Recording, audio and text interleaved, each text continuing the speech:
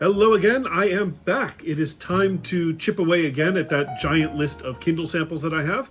I got a lot and I keep getting more. So let's see if we can cut it down a bit, make it something more manageable. The great big list of randomness gave me, this time, Unsouled by Will Wight. This is the first book of the Cradle series. I did look it up briefly. The Cradle series is 12 books long. So this book, let's be honest, this book has a lot of heavy lifting to do if it's going to get me reading a 12-book series. I have done Dresden Files. I have done Wheel of Time. It's not like I can't do 12 books. The question is, will I do 12 books? But it's a nice cover. It's well designed. I like it. It's interesting that the big random list keeps giving me books with red covers recently. I'm not quite sure why, but it's got what looks like the Chinese character for empty on the front, right there. So, Unsouled, the title makes me feel... All right, so the design on the cover suggests this is going to be drawing from East Asia because it's got that sort of hexagonal wooden thing with the Chinese character on it. Unsouled feels like... Gosh, I don't know. Zombies? No, it can't be zombies. 12 books worth of zombies, that's a lot of zombies. So... there's not a lot of speculation I can do just based on the cover. So why don't I get into reading it and I will come right back and let you know what I think. All right? Hang in there. Okay, so Unsouled. It begins with, it starts with a drawing actually of a guy who looks like he's in Kung Fu clothes, which is kind of cool. Hold on, wait, let me find it. Here we go. There's our guy. I assume he's going to be our protagonist.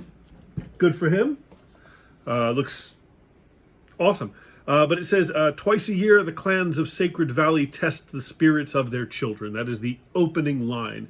And there we go, right away. Trials for children, fantastic. An age-old fantasy trope, gotta love it. People in this village are sorted. Again, another kind of standard fantasy trope that keeps getting brought up over and over again. The sorting of children into very specific categories. You know, the most famous recently, of course, being Harry Potter. But it's interesting how easily this particular trope seems to come back over and over again. People want to see children properly appointed in their proper boxes. And speaking as a teacher, I get that. I do try to subvert that when I can and tell the kids that nobody gets to decide who you are except you. And if you don't like the box you've been put in, then find another box or no box. But that's jumping ahead because there's 4 categories that you can be part of. You can be an enforcer, a striker, a ruler, or a forger. Okay, those don't seem like it really covers all of the possible needs of a community, but all right, I'm not writing the books. I didn't write a 12-book series. Oof, no. So our protagonist is Wei Shi Linden, and he's a young person, he's a child, and he really, really wants to be a forger. He wants to be a soulsmith. He sees that as really what he can do best and what he wants to do. And there's this whole trial where the kids put their hand in this bowl of liquid called madra. And however the madra reacts is what determines which box they go into. And he really expects it to freeze when he puts his hand in there. But of course, he puts his hand in there and nothing happens. And everybody freaks out. And he is an unsouled. And he is given a little wooden medallion with the character on it. Back to our cover. The cover pays off pretty much immediately. Unsouled is... again, it's very much like you don't fit, right? So, great. All right, great. So he doesn't fit. So that's another, I think, another thing that's hearkening to a lot of kids, and makes me suspect that this is, of course, aimed at a younger audience, is the idea that I don't fit in with all these other people. Everybody else seems to know what they're doing with their lives. Everybody else seems to be on a track to some sort of success, but not me. I don't know who I am. I don't know what I'm supposed to do. My dreams aren't paying off. What am I going to do about that? And that kind of feels like the vibe that's coming through here. Interesting detail. As I started to read this, the beginning of it reads like you are pulling up this story from a database of some sort. Right before the action begins in the first chapter, it says, information requested, the spiritual origin test of Sacred Valley, beginning report.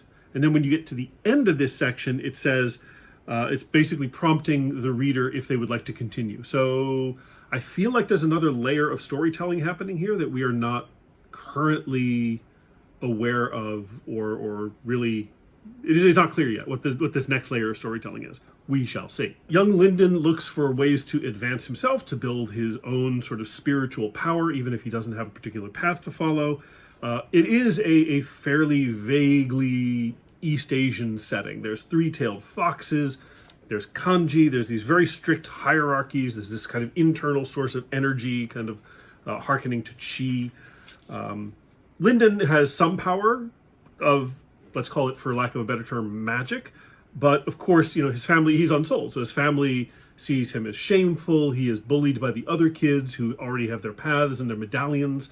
Medallions, you can earn better ones. You start at wood, then you can go to, I think it's wood, copper, iron. There's jade up there somewhere. A very systematic approach to these sort of spiritual arts. And, again, if you've ever been involved with martial arts, I tried judo when I was a kid and I kept getting thrown around like a sack of flour, so I gave up on it. But if you ever tried martial arts, or living in Japan, I've seen this done in many other fields. There's this love of levels of hierarchy, that you can earn a level and go to another level and take a test and go to another. There's this weird, I don't want to say obsession, this a fondness, we'll call it a fondness for delineating levels of ability or levels of skill out here. Anyway, so I can see the author, I can see him kind of tapping into that in a sense. Yeah, so Lyndon's trying to do that. He is trying to find a path in a society that kind of sees him as having already failed. That he, as being determined to be unsouled, they really want nothing to do with him, but he's determined to find something to do with himself. So good for you, Lyndon. As for how the rest of this volume turns out, or how the rest of this 12-volume series turns out, I have absolutely no way of knowing. Not a clue. It does look like fun. It is an easy read. I like it, and I'm a fan of the plucky underdog who doesn't know what their place in the world is. So I'm behind you, Lyndon. Good for you. And would I read it? Yeah, I think I would. I think I would read it. I don't know how quickly I'd get through all 12 books. It would have to be a real barn burner to get me to basically burn through the whole series. I am not the young man I used to be when I could do that. I am older. My attention span has been chipped away by life. So I don't know how quickly I'd get through the entire series, but it does certainly seem pretty good. I suspect that as the series progresses, Lyndon is going to grow in his own sort of version of power.